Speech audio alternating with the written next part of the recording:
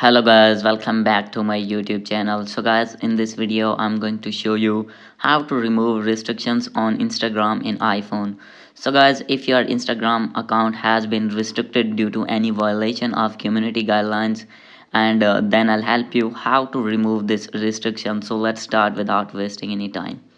So guys, simply first of all you need to open your Instagram, and guys after this you need to click on your main profile as you can see here, and guys you need to click on three lines, and guys you need to click on settings and privacy, and guys after this simply you need to scroll it down, and guys here is the option of restricted. Simply you need to click on this, and guys if your account has been restricted then guys you will find here as you can see here, simply you need to click on continue.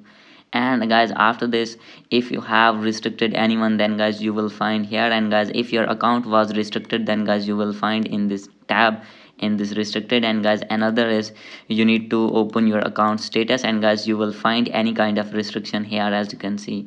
So guys I have can't find any restriction because I have removed my restrictions before. So guys how can you remove your restriction? First of all you need to check that what kind of restriction you are facing on Instagram.